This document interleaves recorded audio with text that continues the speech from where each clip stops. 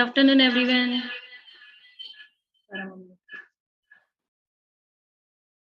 Good afternoon, Payal ji. Excited? Very Good afternoon. Yes, very excited. Okay. So कुछ लोग अभी भी join हो रहे हैं, पर एग्जैक्ट 2 बज चुके हैं और एज वी कमिटेड कि हम स्टार्ट करेंगे 2 बजे। तो हाँ जी।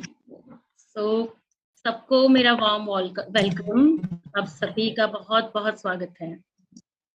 और ये 6 दिन का जो सेशन है, हम इनिशिएट कर रहे हैं कि आप अपनी लाइफ में पहले खुद को मास्टर कैसे करना, सेल्फ मास्टरी।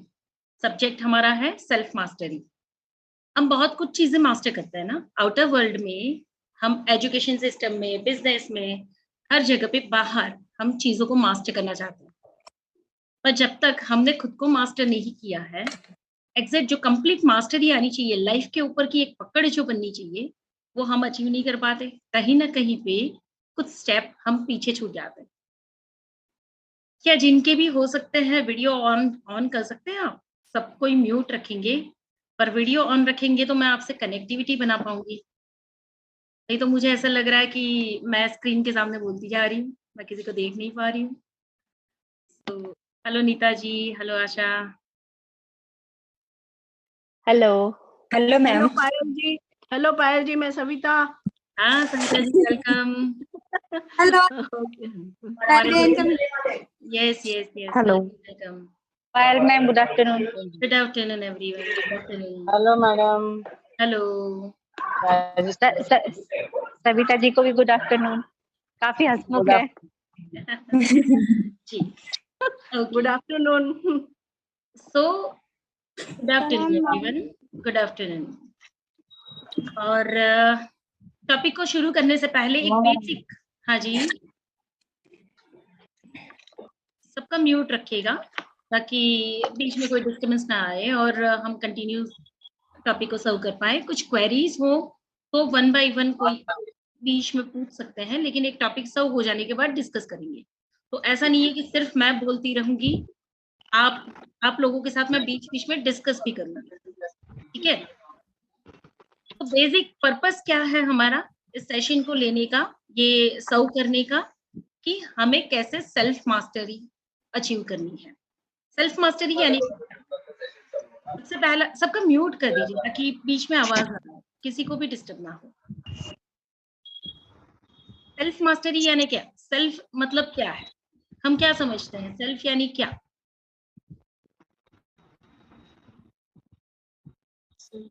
सेल्फ यानी क्या, कोई बता सकता है मुझे?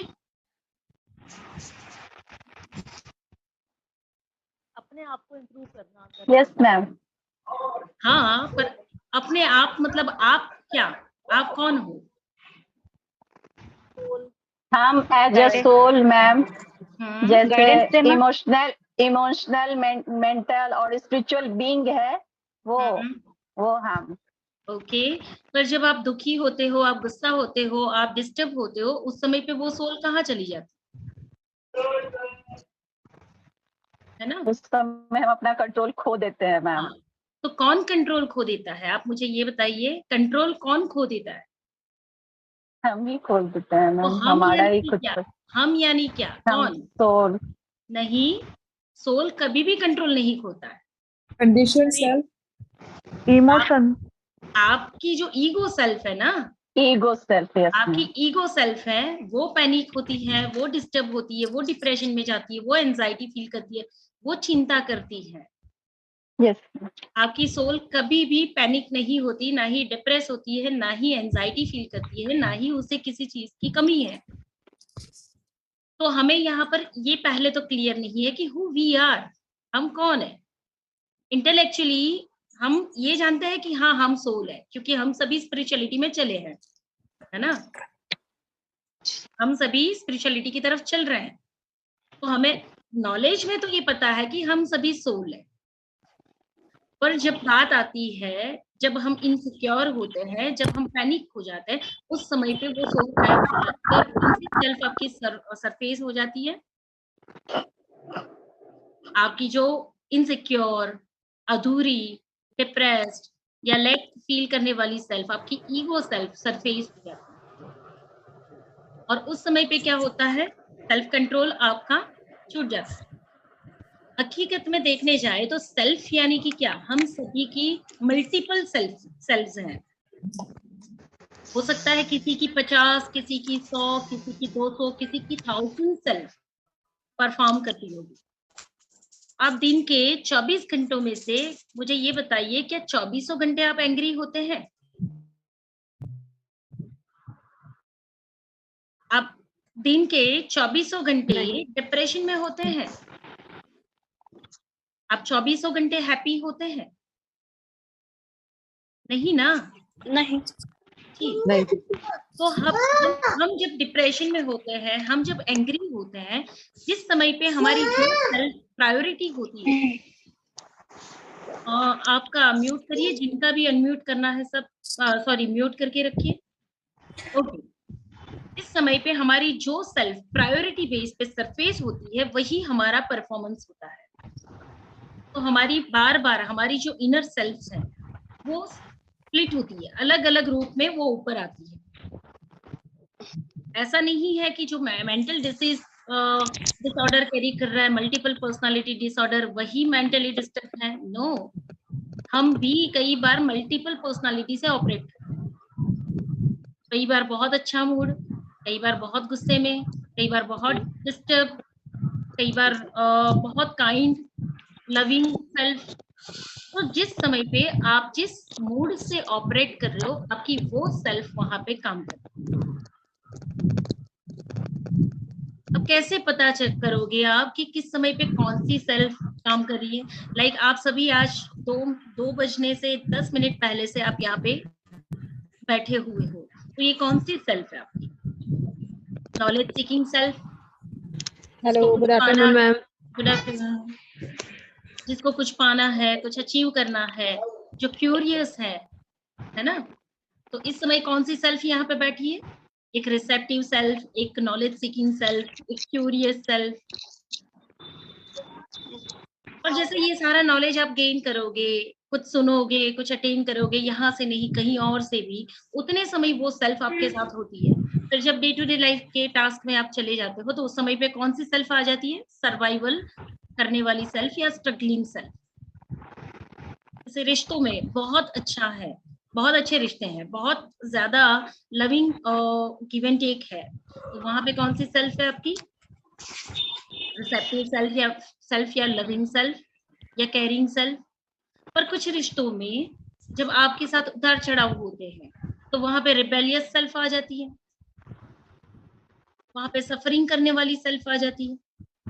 तो ऑब्जर्व करो, दिन के 24 घंटे में आप मल्टीपल सेल्फ से ऑपरेट हो। और हम क्या समझते हैं, हमारी लार्जर रियलिटी क्या है? हम है, मैं। हर हिस्से को हम एक ही रूप में देखते हैं, मैं। किसी ने आपका इंसल्ट कर दिया, मेरा इंसल्ट। किसी ने आपके साथ कुछ मिसबिहेव कर दिया, तो आपके साथ अन्याय हो गया, ये हो गया, मेरे साथ गलत कर दिया। आपने कुछ नुकसान कर दिया, मैंने लॉस कर दिया। हर हिस्से को हम एक ही जगह पे ले आते हैं, मैं। और ये मैं कौन? उस समय पे हम ये भूल जाते हैं कि internally we are eternal souls. हम ये समझते हैं कि ये ही मैं हूं। और दिक्कत यहाँ पे आती है। तो ये पूरे 6 के 6 दिन अलग अलग विषयों के साथ हम सेल्फ को मास्टर करेंगे। हर अलग अलग डिफरेंट सेल्फ्स को हम हील करते जाएंगे, उसे एक्नॉलेज करेंगे तो हील करेंगे ना। जब तक हम इस सेल्फ्स को नहीं जानेंगे, सबका म्यूट रखिए प्लीज, ताकि मेरी एक लिंक ना टूटे। दैट्स व्हाई अगर हम अपनी डिफरेंट सेल्फ्स को देखेंगे नहीं, जानेंगे नहीं, तब तक उसे हील कैसे करेंगे? हमें पता तो होना चाहिए कि कौन सी सेल्फ वुंडेड है, कौन सी सेल्फ कुछ समय के लिए बाहर आ जाती है, ऊपर सरफेस होती है। हमारी कौन सी पर्सनालिटी कौन से सिचुएशन में प्रायोरिटी सेल्फ बन जाती है। तो उस समय पे हमारी वाइस या एडल्ट या नॉलेजेबल सेल्फ जो होती है, एनलाइटेंड सेल्फ जो होती है, वो गायब हो जाती है। जब हम गुस्सा करते हैं तो उस समय पे आपकी सारी समझ कहाँ चली जाती है? ऐसा तो हमने बहुत कुछ समझा है, सीखा है कि गुस्सा करना हमारे लिए सही नहीं है, या हेल्थ के लिए सही नहीं है, आपकी स्पिरिचुअल ग्रोथ के लिए सही नहीं है। पर जब हम गुस्सा करते हैं, कोई हमें ट्रिगर दे जाते हैं और उस समय पे जब हम रिएक्ट करते हैं, उस समय पे हमारी जो हायर सेल्फ है या स्पिरिचुअल नॉलेजेबल सेल्फ है या वाइज सेल्फ है, वो कहाँ चली जाती है? वो डिसओन्ड हो जाती है और बाहर एक सेल्फ का चॉइस हो जाती है। वो कौन सी है? इनसिक्योर। सामने वाले को रिएक्ट करना पड़ेगा, अगर वो मुझ पे हावी हो जाएगा, मैंने रिएक्ट नहीं किया। तो जब आप गुस्सा करने लगते हो तो आपकी रिएक्टिव सेल्फ बाहर आ जाती है, आप रिएक्ट करते हो, खुद को प्रोटेक्ट करते हो। तो इनसिक्योर सेल्फ हो सकती है, रिएक्टिव सेल्फ हो सकती है, प्रोटेक्टिव सेल्फ हो सकती है। ये पॉइंट सबको क्लियर हो रहा है एकदम? जी। कि कौन से समय पे आपकी कौन सी पर्सनालिटी ऊपर आती है और आप रिएक्ट करते हो, आप प्रोटेक्ट करते हो खुद को, आप भागते हो, आप डरते हो, आप इनसिक्योर फील करते हो, आप रोते हो, होते हो। तो ये सब चीजें कब होती हैं? आपकी लार्जर रियलिटी के छोटे छोटे हिस्से सरफेस होते हैं। अच्छा, इस विषय को और डिटेल में समझने के लिए सबसे पहले मैं एक छोटी सी कहानी बताती हूँ, कहानी सुनाती हूँ। हम सभी ने मिलारेपा के बारे में सुना हुआ है। वो एक बुद्धिस्ट मॉन्क, जो व्यक्ति एक ही जीवन में मोक्षा को अटेन करना चाहता था, और उसके जीवन में उसने इतनी सारी हत्याएं भी की, इतने सारे लोगों के साथ गुस्से में आकर उसने बदला भी लिया, पर एक समय पे उसे प्रायश्चित होने लगा। तो वहां से उसके जीवन का इतना सा हिस्सा मैं आपको शेयर करती हूँ, और वो ये है कि जब मिलारेपा अपने गुरु से मिलने गया, मोरपा से मिलने गया, उससे ज्ञान लेना चाहता था, तो वहां जाकर वो अपने गुरु से मिलकर उनके पैरों में पड़कर वो सिर्फ इतना बोलता है कि मेरा मन, शरीर और आत्मा, ये तीनों मैं आपको समर्पित करता हूँ, आप मुझे ज्ञान दीजिए। तो उसके गुरु सुन रहे हैं कि मन, शरीर और आत्मा तीनों समर्पित करने वाला ये पहला शिष्य है। अदरवाइज इससे पहले जो भी लोग आए थे वो कहते थे कि मेरी आत्मा आपको समर्पित, मुझे ज्ञान दीजिए। अब जो आत्मा आपकी है ही नहीं, तो उसे आप कैसे समर्पित कर सकते? जो आत्मा आपकी है ही नहीं, उसे कैसे समर्पित कर सकते हो? इस जीवन में आपका क्या है? क्योंकि आप ये शरीर, आपका ये मन और आपका ये वचन तीन लेकर आए हो। सॉरी, मैंने स्टेटमेंट में कुछ शायद मन, शरीर और आत्मा नहीं, मन, शरीर और वचन, वाणी, मैं तीनों आपको समर्पित करता हूँ, गुरु से ये कहता है वो। उससे पहले आने वाले सभी शिष्यों ने कहा था कि मैं अपनी आत्मा आपको समर्पित करता हूँ।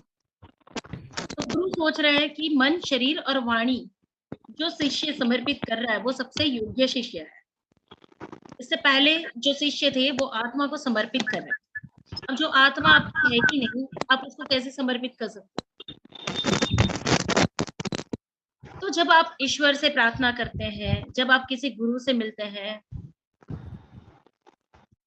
तो उस समय पे आत्मा, जब आप आत्मा से समर्पित होते हो, तो जो आत्मा आपका हिस्सा है ही नहीं, जो आत्मा आपकी है ही नहीं, जहाँ पे मैं या मेरा भाव है ही नहीं, उसे समर्पित कैसे कर सकते? अगर कुछ समर्पित करना होता है इस जीवन में, तो आपका मन, आपका शरीर और आपकी वाणी, तीन समर्पित करना होता है। जब ये तीन आपने समर्पित कर दिया, तब आत्मा के स्तर पे आप पूर्ण प्राप्ति कर सकते हो। तब आत्मा के स्तर पे ओके, आत्मा के स्तर पे तब आप एक संपूर्ण की प्राप्ति कर सकते हो। जब तक ये तीनों चीजें आप समर्पित नहीं करते हो, तब तक आपका मन आपको दौड़ाता है, चलाता है, इच्छाएं जागृत करता है। आपका शरीर इंद्रियों के अधीन होकर, आपकी सेंसेस, इंद्रिय यानी क्या? सेंसेस, आपकी 5 सेंसेस, 5 कर्मे, 5 कर्मेंद्रिय, 5 ज्ञानेंद्रिय, शरीर से जो कर्म करते हैं आप, वो 5 कर्मेंद्रिय है, 2 हाथ, 2 पैर, 1 ज़बान, 5 ज्ञानेंद्रिय है, जहां से आप देखते हैं, सुनते हैं, स्वाद को परखते हैं, स्किन से टच करते हैं, ये सारी आपकी नॉलेजेबल सेंसेस हैं।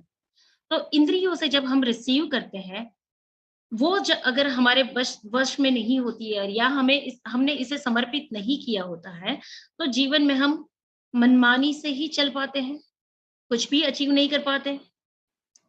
जब तक सरेंडर नहीं होते हैं, तब तक हम कुछ भी अचीव नहीं कर पाते हैं। अब हकीकत में हमें जाना कौन सी दिशा में है, इशारा कौन सा पकड़ना है, यूनिवर्स के संपर्क में कैसे आना है या हायर गाइडेंस को कैसे रिसीव करना है, वहां पे अगर मन, वचन और काया से समर्पित नहीं होते हैं, तो हम वो सोल की स्पिरिचुअल ग्रोथ जो अचीव करनी है, जो डायरेक्शन पकड़नी है, वो पकड़ नहीं पाते हैं। तो इस वजह से 5 कर्मेंद्रिय, 5 ज्ञानेंद्रियों से आपकी हमेशा different different cells egoistic form में सरफेस होती जाती है। यहाँ तक का क्लियर हो जा रहा है? हाँ जी। ओके। तो सबसे पहले ये जानना है कि हु वी आर, हम कौन है। हम सभी कहने को तो ये कहते हैं कि हम एक आत्मा है, हम एक सोल है, हम सभी जानते हैं। पर जब व्यवहार की बात आती है, तो कितना हमें समझ में आता है कि वाकई ही हम एक सोल हैं। ये मन, शरीर और वाणी नहीं है, क्योंकि व्यवहार में तो मन, शरीर और वाणी से ही काम हो रहे हैं। आत्मा का हिस्सा तो बहुत पीछे छूट रहा है। एक्चुअली हु वी आर, फिर से एक छोटी सी कहानी बताती हूँ 4 दोस्तों की। आराम से सुनिएगा इस कहानी को। 4 मित्र थे। 3 मित्र बहुत सारी सिद्धियों के साथ बहुत आगे बढ़े हुए थे और उनको अपनी सिद्धियों का घमंड भी था। और एक मित्र जो था, वो थोड़ा-सा कमज़ोर था, वीक था, पुअर था। तीनों मित्र एक दिन जाते हैं, आगे कहीं जाने का सोचते हैं और वो चौथा मित्र जो होता है, वो कहता है कि मुझे भी ले चलो, मैं भी साथ चलूँगा। तो वो 3 मित्र कहते हैं कि नहीं-नहीं, तुझे कुछ समझ में नहीं आ रहा है, तुझे हम नहीं ले चलेंगे, तो यहीं पे रुक। तो वो तीसरा मित्र, जो चौथा मित्र है, वो कहता है कि नहीं-नहीं, मुझे आपके साथ ले चलो, मुझे भी आना है। तो तीनों फिर उसके आग्रह पे उसे साथ में ले चलते हैं। जंगल में आगे बढ़ रहे हैं और रास्ते में उनको एक शेर का वो स्केलेटन दिखता है, मरे हुए शेर का स्केलेटन दिखता है। तीनों मित्र में से बारी-बारी एक बोलता है कि मैं इस स्केलेटन के अंदर मांस मज्जा भर सकता हूँ। दूसरा मित्र कहता है कि मेरी शक्तियों से मैं इसकी खाल बना सकता हूँ। ये आबेहूब शेर जैसा ही दिखेगा, ऐसा ही खड़ा होगा। और तीसरा मित्र कहता है कि मैं इसमें प्राण भर सकता हूँ। तीनों मित्र अपनी सिद्धियों से उस शेर को खड़ा करने और जिंदा करने तक की प्रोसेस जानते हैं। चौथा मित्र जो अबूझ था, वो कहता है कि तुम लोग ये मत करो, शेर का स्वभाव होता है जैसे इसमें प्राण भरेंगे, वो अपने स्वभाव के मुताबिक हम सबको खा जाएगा।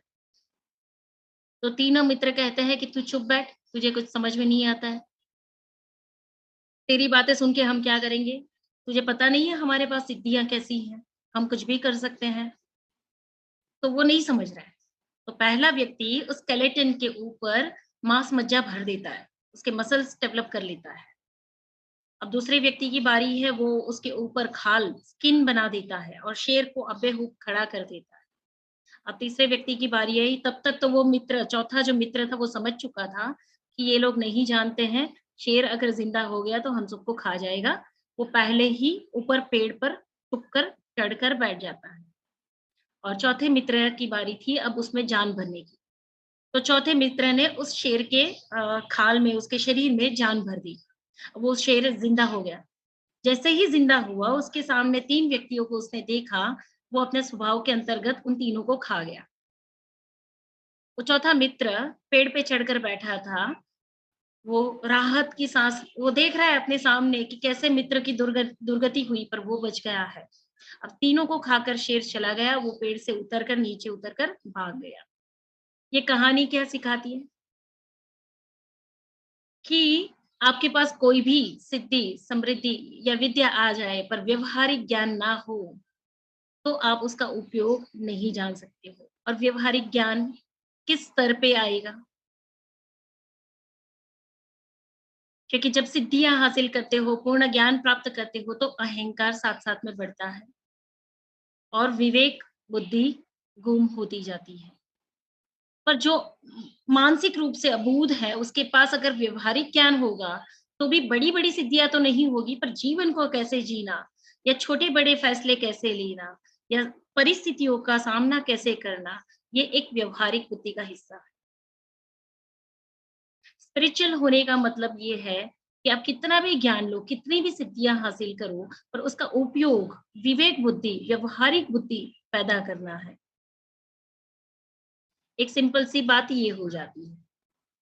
तो सेल्फ मास्टरी, सेल्फ को मास्टर करने के लिए सबसे पहला नियम ये होता है व्यवहारिक बुद्धि।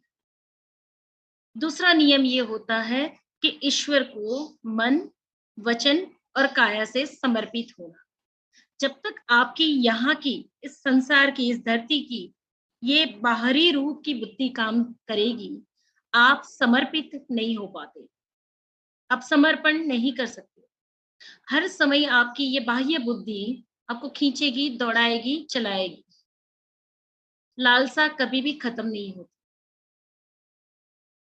तो यहाँ पे आपकी सोल सबसे पहले विनय और विवेक को सीखे। सोल हमेशा उसी फॉर्म में है, सोल हमेशा उसी पूर्ण स्वरूप में है। पर जब सोल इस शरीर में कैदी बनकर आ जाती है, तो अब अनुशासन कौन कर रहा है,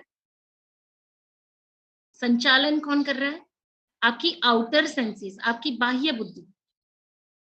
अब वो आंतरिक व्यवहारिक बुद्धि का उपयोग सोल कितना भी आपको गाइड करे, कितने भी सपने दिखाए, कितने इंट्यूशंस दे, कितनी बार आपको बताए कि ये सही नहीं है, ये नहीं करना है, ऐसे मत करो, वैसे मत करो, पर फिर भी बाहर से हम व्यवहारिक बुद्धि का उपयोग नहीं करते हैं।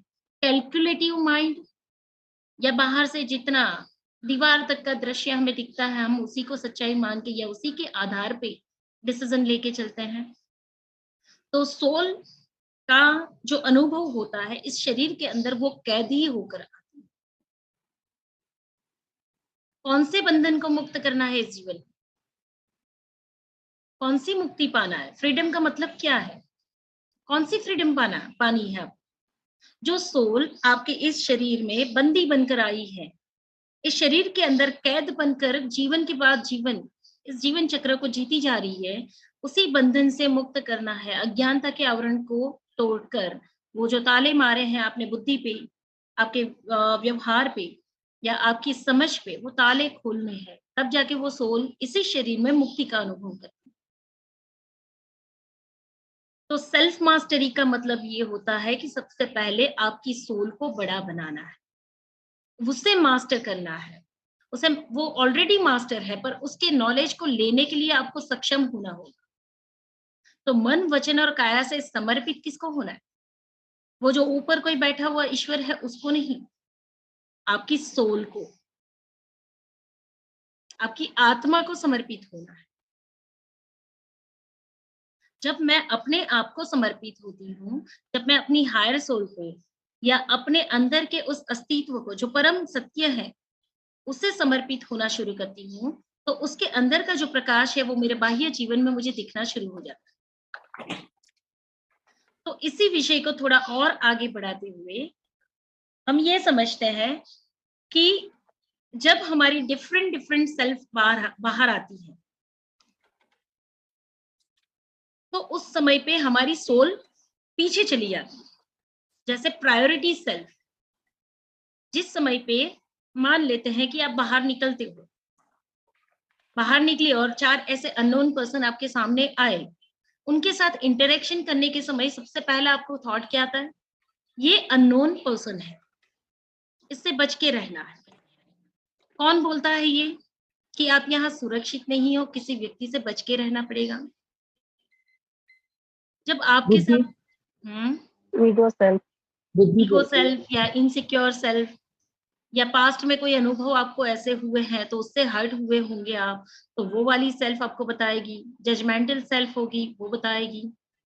तो साथ साथ में आप सब ऑब्जर्व करते जाओ कि आपके अंदर कौन सी सेल्फ, कितनी कितनी सेल्फ है जो समय समय पे बाहर आती है। ठीक है, तो इसका मतलब ये हो सकता है कि आप अपने पूर्ण सोल के व्यक्तित्व के साथ या उस पर्सनालिटी के साथ ऑपरेट नहीं हो रहे हो। आप इतने इतने हिस्सों से अलग अलग समय पे अलग अलग प्रकार से व्यवहार करो। मिलारेपा की एक कहानी छोटा सा हिस्सा मैंने बताया, चार मित्रों की एक कहानी का छोटा सा हिस्सा मैंने बताया। ये दोनों के बाद जो एक मॉरल मिलता है, एक लेसन मिलता है, वो क्या है कि पहले आपको मन, शरीर और वाणी तीनों को समर्पित करना होगा, कुदरत को, आपके अंदर की उस परम शक्ति को। और दूसरा ये है कि कोई भी ज्ञान या कोई भी समझ आप प्राप्त करते हो तो पहले आपको व्यवहारिक ज्ञान। आ जाओ यार, मेरे को भूख लगी है। म्यूट करिए प्लीज। तो आपको व्यवहारिक ज्ञान सीखना। ये दो चीजें आपने अगर मास्टर कर ली, अगर ये दो चीजें आपने मास्टर कर ली तो इसके बाद के सारे लेसन आपके साथ कंटिन्यू हो जाएंगे। आप एक के बाद एक लेसन को लर्न करते जाओ, एक एक चीजों में आप वो मास्टरी हासिल करते जाओ। अब फर्स्ट हमें ये समझना है कि हु वी आर, एक्चुअली हम कौन है। कहने को हम सभी समझते हैं कि हम एक आत्मा है, पर जब व्यवहार में आता है तो हम शरीर से ही व्यवहार करते हैं, ईगो सेल्फ से ही ऑपरेट करते हैं, रिएक्ट करते हैं, पेन फील करते हैं। हकीकत में सच्चाई ये है कि we are a soul having this physical body. हम एक आत्मा है जिसने ये शरीर धारण किया है, ना कि हम ये शरीर है जिसके अंदर आत्मा है। हम एक आत्मा है, that is our larger reality, वही हमारी परम सच्चाई है। और हमने इस जीवन में ये व्हीकल रूप बॉडी को मैनिफेस्ट किया है। ये शरीर, ये चेहरा, ये आवाज, ये पर्सनालिटी या व्हाटएवर जो भी है, लाइफ के जो भी लेसन्स हमारे सामने आते हैं वो सब कुछ हमने मैनिफेस्ट किया है। ये परम सच्चाई है, परम सत्य। ठीक है, तो हम एक आत्मा है, हमने ये शरीर मैनिफेस्ट किया है। अब ये शरीर काला है, गोरा है, ऊंचा है, छोटा है, मोटा है, पतला है, भद्दा है या ब्यूटीफुल है, जैसा भी है, हर एक चीज हमने ही चूज की। विदाउट आवर चॉइस हमें कुछ भी मिल नहीं सकता है। पर्टिकुलर रीजन से ही हमने पर्टिकुलर आउटर लुक चूज किया हुआ है। इसके बाद का दूसरा हिस्सा, हमारे जितने भी रिश्ते हैं, जन्म लेने से पहली सांस से लेकर या माँ के गर्भ में जो अनुभव हुए वहां से लेकर आज तक के या आने वाले भविष्य में सारे अनुभव हम ही चूज करते हैं। तो हम सब कुछ चूज करके आए। और इसके बाद तीसरी एक सच्चाई कि ये शरीर हम एक वेहिकल के रूप में लेकर आए। ये शरीर हमारी परम सच्चाई नहीं है। इस शरीर को हम एक वेहिकल के रूप में लेकर आए। यह वेहिकल आपको एक डेस्टिनेशन से दूसरे डेस्टिनेशन में पहुंचाए। अब सोचिए कि आपके जीवन में जब आप अपनी गाड़ी, अपने टू व्हीलर या फोर व्हीलर में बैठते हैं तो समय समय पे आप उसकी सर्विस करवाते हैं, उसमें फ्यूल डालते हैं, उसमें ऑयलिंग करते हैं, उसकी सब साफ सफाई रखते हैं। क्यों? ताकि वो बीच जर्नी में कहीं पे डिस्टर्बेंस क्रिएट ना करे। जब आप उस मटेरियल की, उस व्हीकल की इतनी केयर ले सकते हैं तो हम बचपन से आज तक देखेंगे हम हमारे शरीर को किस प्रकार से उपयोग। जब गाड़ी में किसी लॉन्ग ट्रैवलिंग पे गए 2 से 4 दिन और उस समय पे कुछ खा पी के अगर आपने उसमें कुछ कचरा डाला होगा, वो भी आप 2-4 दिनों में उसको खाली करके सफाई करके झटक दोगे। पर इस व्हीकल में बचपन से लेकर आज तक हर एक अनुभव का जो हमने कचरा डाला होता है, क्या उसकी सफाई हम करते हैं? बहुत रेयर होता है ना कि किसी ने बहुत एफर्ट्स डाल के उस कचरे की सफाई कर ली हो और हमने उसे बहुत प्रॉपर क्लींजिंग कर ली हो, उसे खाली किया हो, बहुत कम होता है। तो धीरे-धीरे क्या होता है, जैसे आपका व्हीकल अगर प्रॉपर टाइम पे ऑयलिंग, ग्रीसिंग या सर्विस ना पाए, तो उसकी एवरेज अलाइनमेंट अगर ना हो, तो वो एवरेज कम देना शुरू कर। हमारे शरीर के साथ कुछ ऐसा ही होता है कि धीरे-धीरे हमारे शरीर की एवरेज कम होने लगती है। हम अब घसीट रहे हैं शरीर को। वो शरीर जो 10 साल या 20 साल की उम्र पे आपको जितना सर्व करता था, उसकी जितनी स्ट्रेंथ थी, कैपेसिटी थी, आज देखेंगे 30 साल या 40 साल तक वो अब खड़-खड़ होने लगा। और वो थक जाता है, पेन करता है, पुकारता है कि मुझ पे दया करो, मुझ पे दया करो। पर कई बार हम वो उसकी आवाज को सुन नहीं पाते। फिर क्या होता है, गाड़ी अगर रास्ते में बिगड़ ही जाती है तो या तो उसको 25 दिन के लिए, 15 दिन के लिए गैरेज में डालनी पड़े, या फिर उस गाड़ी को बदल के नई गाड़ी खरीद लेनी पड़े। तो ड्राइवर अंदर से उतर के क्या करेगा, नई गाड़ी में बैठेगा जाकर। हमारे पास अल्टीमेट उपाय क्या होता है, इस शरीर को छोड़ के अब नई बॉडी धारण करो, नया जीवन, नए अनुभव। ड्राइवर को एक बेनिफिट तो है कि जहां गाड़ी बिगड़ी, जैसे जिस समय पे गाड़ी बिगड़ी, उसी एज पे वो नई गाड़ी ले सकता है, कुछ पैसे और लगाएगा, नई गाड़ी खरीद लेगा और जर्नी वहां से शुरू कर सकता है। वापस उसको रिवर्स नहीं आना पड़ता। पर हमें ये ड्रॉबैक है, एज अ सोल हम वापस जन्म लेंगे, 20 से 30 साल का जीवन वापस जिएंगे और फिर वहां की जर्नी जहां से अटकी हुई थी वहां से आगे बढ़ाएंगे। और ऐसा कितने जीवनों में करते जा रहे हैं।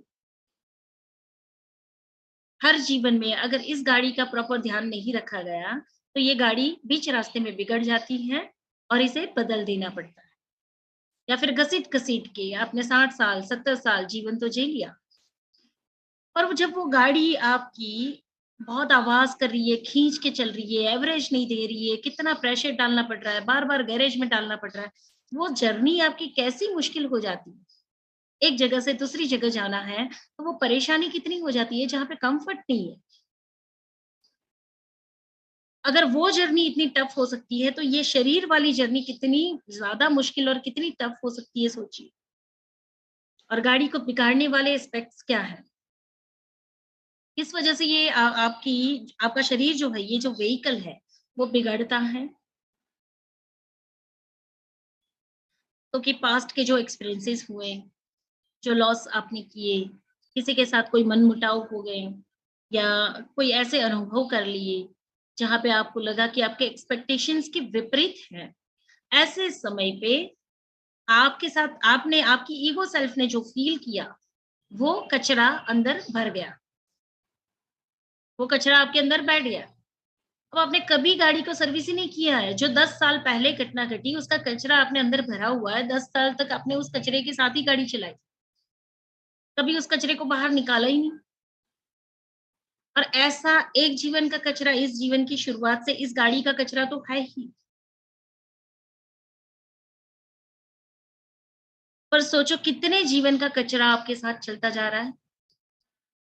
भले इस जीवन में गाड़ी नहीं है, पर जो अंदर बैठने वाला ड्राइवर है, वो ड्राइवर कैसा है, उसने कितने एक्सीडेंट देखे होंगे, कितने डर पैदा किए होंगे, वो कैसे ड्राइविंग करेगा, कैसे गाड़ी चलाएगा। तो ये सारी सिचुएशन हम लाइफ में ऑब्जर्व कर सकते हैं कि क्या रीजंस होते हैं जिसकी वजह से हमारी गाड़ी यहाँ पे रुक रुक के, अटक अटक के, या फिर घसीट के चल रही है। तो इसमें मेन ये चीज है, मेन इसके जो पॉइंट्स हैं, वो पहला है ओवर थिंकिंग। जो घटना कल हो गई उसका विचार आज भी आपके मन में है। पहला है ओवर थिंकिंग, ज्यादा सोचना, बिना कारण का सोचना। जो चीजें घट गई उस समय पे एक बार हमने उसके विषय में सोच लिया, उसका परिणाम, उसके ड्रॉबैक्स, उसका प्लस, उसका माइनस, जो भी आपको जिस क्षण जिस समय पे मिल गया उस समय पे उसका अनुभव ले लिया, उसे एब्सॉर्ब करने की जरूरत नहीं होती है। पर हमारी ये आदत बन रखी होती है जिसको कॉन्शियसली काटना जरूरी है। कई बार ये होता है कि भाई इसके लिए क्या करना पड़ेगा, सेशन लेना पड़ेगा, कोई कोर्सेज करने पड़ेंगे। ये मैं ये बोलती हूँ कि अगर आप कोई कोर्सेज नहीं करोगे, कोई सेशन नहीं लोगे तो भी चलेगा।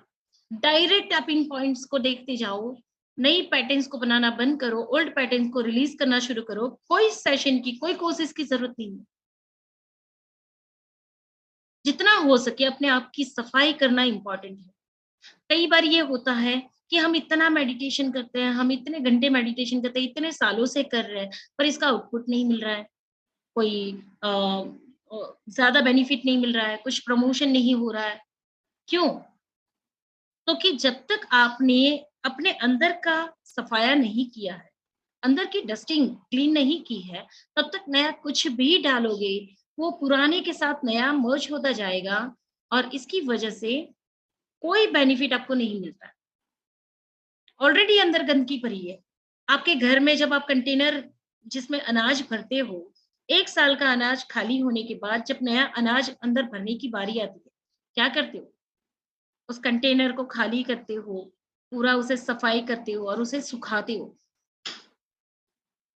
सुखाने के बाद 2 दिन धूप देने के बाद अंदर से जब एकदम एश्योरेंस मिल जाए कि पूरा क्लीन है, साफ है, उसके बाद आप नया अंदर भरते हो, जो 1 साल तक चलने वाला है।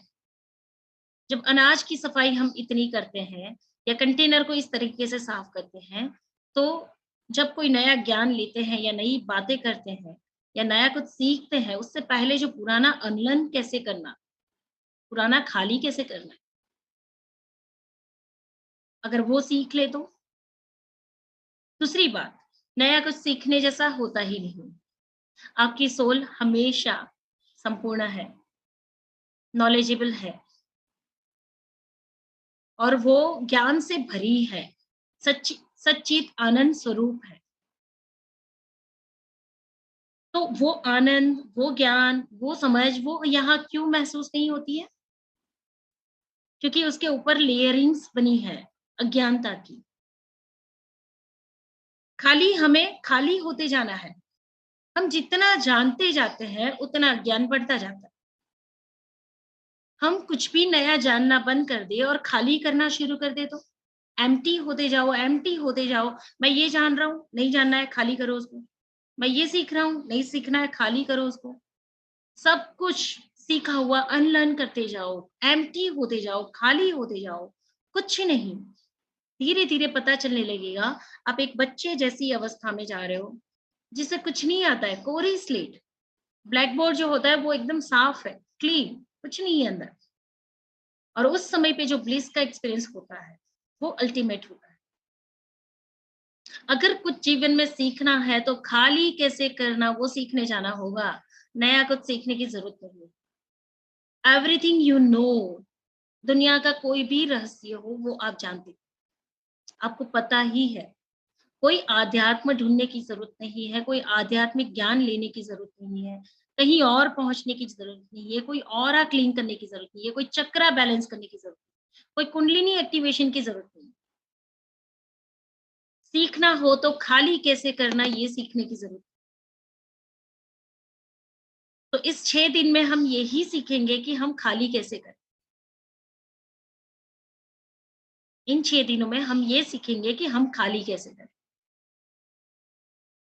हम सभी को इतना तो पता है कि आज हम जहां पे भी खड़े, जो भी फील करते हैं या जो भी हमारे स्ट्रगल्स हैं, उन सबके पीछे कहीं ना कहीं पे हमारा अज्ञान पड़ा हुआ है। अदरवाइज सोल का अल्टीमेट नेचर क्या है? जॉय, पीस,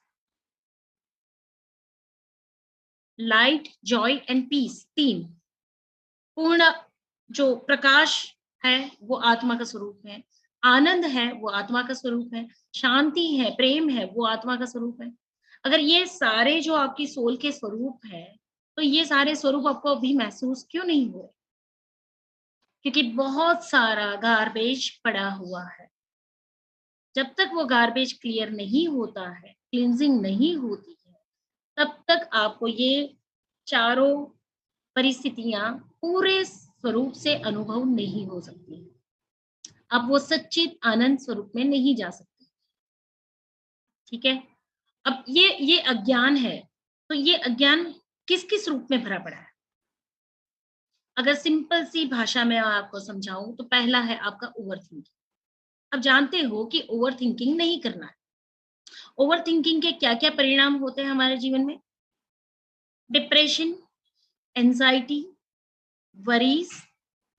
अब डिप्रेशन, एंजाइटी, वरीज के जो डिसीज क्रिएट होते हैं वो क्या हो सकते हैं?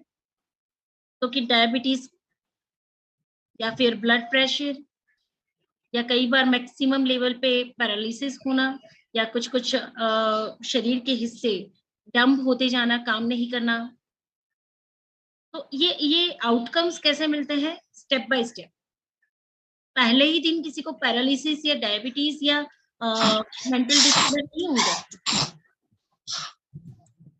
न जाने कितने सालों पहले ओवर थिंकिंग शुरू की होती है, एंजाइटी या वरीज से ऑपरेट हो रहा है, या किसी रीजन से वो डिप्रेस होता गया है, धीरे धीरे धीरे सफोकेशन, कभी ब्रोंकाइटिस, कभी अस्थमा, कभी हार्ट प्रॉब्लम्स, कभी लंग्स प्रॉब्लम्स, कभी कोई डिसीज किसी न किसी रूप में कन्वर्ट होता जाता है।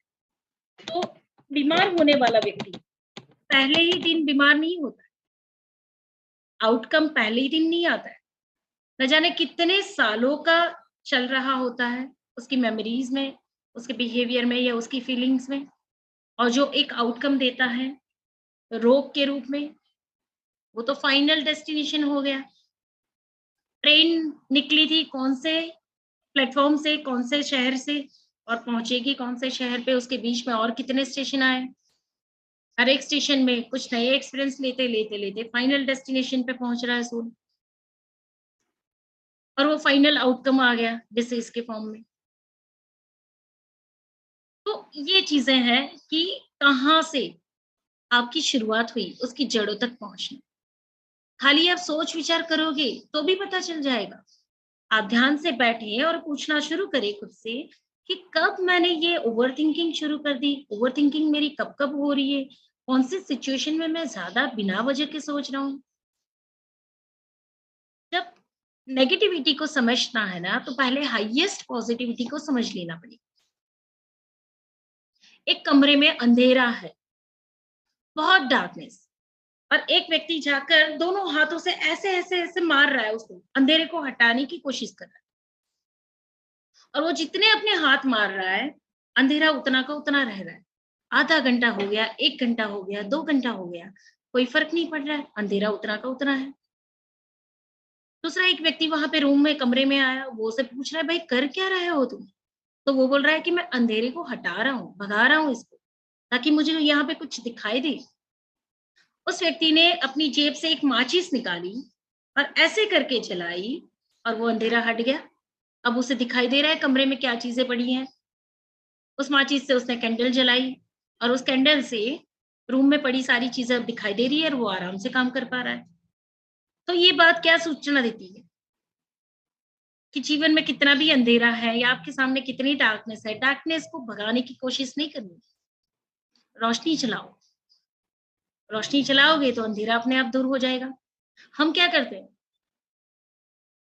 आपके सामने जितनी नेगेटिव सिचुएशंस आ रही है उसको धक्का मार रहे हो, मुझे ये नहीं चाहिए, मुझे लड़ाई झगड़ा नहीं करना है, मुझे किसी से ये नहीं करना है, मुझे ये नहीं करना है, मुझे तो यही चाहिए, मुझे तो शांति चाहिए, अशांति तो मुझे चाहिए ही नहीं जीवन में।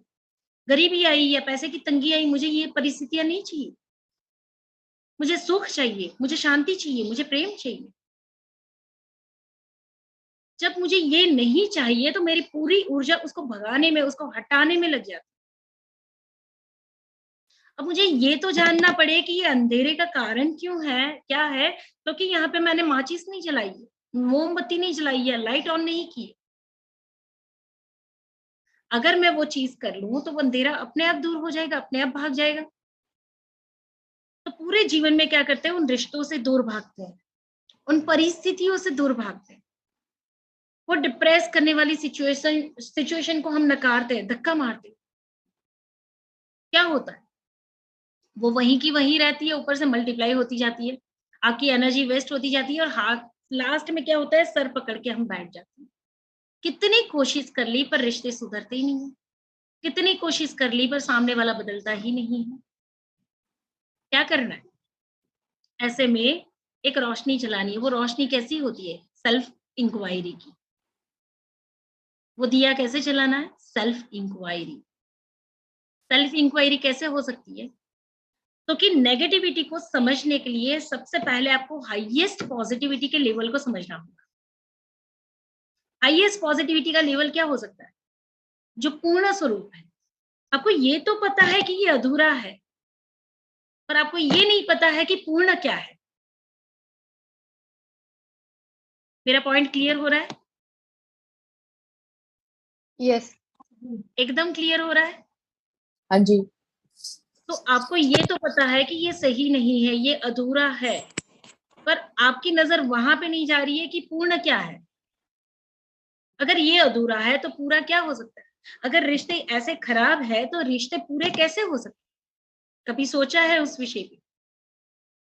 नहीं। और एक बार सोच के देखो, सब अपनी अपनी लाइफ का एक एरिया लो, एक व्यक्ति को ले लो या एक परिस्थिति को ले लो और उसको देखना शुरू करो, वो परिस्थिति अधूरी है, अभी करो उसको, ये परिस्थिति अधूरी है। अब इसका दूसरा हिस्सा जो पूर्ण है उसको सोचना शुरू करो, ये पूर्ण कैसा हो सकता है, कभी उसके ऊपर नजर ले जाओ। अगर पूर्ण हो, संपूर्ण हो, कंप्लीट हो, तो ये रिश्ता, ये व्यक्ति या ये परिस्थिति कैसी हो सकती है। मान लेते हैं मेरी इनकम कम है, मुझे ये पता है कि ये कम है, तो पूरी कैसे हो सकती है, पूर्ण, जिसको मुझे 100% जिसका मुझे सेटिस्फेक्शन मिले, या किसी के साथ का रिश्ता मेरा बिगड़ा हुआ है, वही रिश्ता पूरा कैसे हो सकता है, कंप्लीट। जब मैं उसको इस फॉर्म में देखूंगी तो पता चलेगा इस रिश्ते और ये पूर्णता के बीच में इतना फासला है, दोनों के बीच का डिस्टेंस पता चलेगा। अब वहां से आपको ऑब्जर्व करना है कि ये डिस्टेंस है, तो ये पूर्णता को प्राप्त करने के लिए मुझे कौन रोक रहा है, ये फासला मैं कैसे कम करूं, मुझ में ऐसी कौन सी क्वालिटीज को मैं ऐड करूं जिससे मैं ये कंप्लीट फॉर्म तक पहुंच पाऊं। तो आपको वहां पे विजन आना शुरू हो जाएगा कि या तो मैं ही नहीं चाहती हूँ, या तो फिर मेरे स्वभाव में ये कमियां है, या फिर मेरा ज्यादा फोकस उस नेगेटिविटी पे है, यानी कि ओवर थिंकिंग या नेगेटिव थिंकिंग मेरी चलती है, या मैं ही स्वीकार के मोड में नहीं हूँ, मेरा हार्ट ओपन नहीं है, या फिर मैं रिसेप्टिव मोड में नहीं हूँ, क्या है, ऑब्जर्व करो। अभी एक अधूरी परिस्थिति को लो, चाहे वो परिस्थिति हो, चाहे वो व्यक्ति के साथ का रिश्ता हो, चाहे आपकी हेल्थ हो, कुछ भी हो, और उसका कंप्लीट फॉर्म क्या है देखो, और उसके बीच में डिस्टेंस कितना है वो देखो, और उस डिस्टेंस के बीच में क्या इनकम्प्लीट है जो आपको कंप्लीट करना है ताकि आप यहां से यहां पहुंच पाओ। Do it right now. किसी को आंसर मिल रहा है?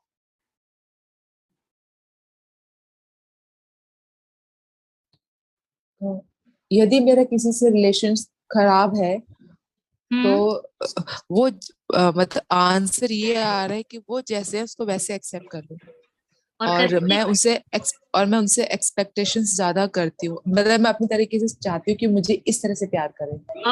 अब इसी समय पे ऑब्जर्व करो, आप जो एक्सपेक्टेशंस रख रहे हैं वहां अपनी सेल्फ फीलिंग क्या है, जो उस व्यक्ति से चाहिए, सुनिए, जो उस व्यक्ति से चाहिए, क्या वो आप खुद को, अपने आप को खुद नहीं दे सकते हो? ऑब्जर्व करना शुरू करिए। हाँ, दे सकती हूँ, और आप अगर देते मन में इस हैं, तरह से प्रेम की भावना आती है। अब देते हैं तो वहां जाकर देखो वो लास्ट डेस्टिनेशन पर जो कंप्लीशन के फॉर्म में है,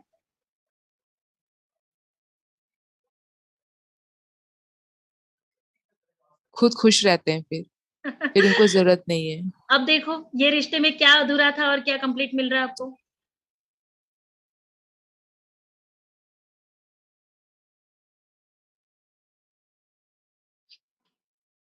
अब तो अधूरा कुछ नहीं रहा, अब फिनिश। तो ये है कि फिनिश हो गया। तो ये क्या हुआ, सेल्फ मास्टरी। सिचुएशन ये को लेकिन ये ऐसा होता है कि जो सामने वाला बंदा है ना, उनको तो हमने फिर भी डील करना है, वो हमारे सामने हैं, हाँ, जो हमें डिसलाइक करते हैं, जो हम्म, तो तो वो चीजें उनसे कैसे डील करें व्यवहारिक अब तौर देखो, पर, जो आपने ऑब्जर्व करो, पहले वो बोला वो नहीं ऑब्जर्व आता। ऑब्जर्व करना शुरू करो, वो आपको डिसलाइक करता है, ऑब्जर्व करिए आपके अंदर कैसी फीलिंग है, और ये स्टेट अच्छा नहीं लग इनकम्प्लीट है। रहा। ओके, ये स्टेट इनकम्प्लीट है, इरिटेशन, और कंप्लीट स्टेट क्या हो सकता है देखो। जॉय से भरी हुई कि कंप्लीट, मैं खुद में पूर्ण हूँ। हाँ, हाँ, तो इनकम्प्लीट स्टेट से कंप्लीट स्टेट के बीच में जाने के लिए कितना फासला है देखो, एंड व्हाट इज मिसिंग, खुद के साथ कनेक्शन मिसिंग है। और ऐड करो उसको, start liking yourself, start loving yourself, और देखो वो व्यक्ति आपको कैसे रिस्पेक्ट देता है। ओके। हो गया। हाँ जी। इतनी सी बात होती है, हर छोटे छोटे एरिया को, लाइफ के हर कॉर्नर को पकड़ो जहां पे इनकम्प्लीट है, तो एक एक फॉर्मूला समझना है इसमें, सिंपल सा फॉर्मूला। अधूरा क्या है, पॉजिटिव को समझने के लिए पहले मुझे नेगेटिव क्या है, अधूरा क्या है, डार्कनेस क्या है, उसको देखना होगा। अब जब मुझे डार्कनेस दिखाई देती है, मेरी लाइफ में हमेशा मुझे डार्कनेस ही दिखाई देती है, और इस हमेशा डार्कनेस को, यस, अधूरेपन को कंप्लीट करने के लिए उसका हाईएस्ट कंप्लीट फॉर्म क्या हो सकता है वो देखना होगा। अब इनकम्प्लीट और कंप्लीट के बीच का रास्ता मैं देखूं, उस रास्ते में मुझे कंप्लीशन की तरफ पहुंचने के लिए कौन रोक रहा है? माई सेल्फ, मी, और कोई ऑब्स्टिकल हो ही नहीं सकता है। दुनिया का कोई व्यक्ति आपको खुद को पाने से रोक नहीं सकता, ये चैलेंज है मेरे लिए।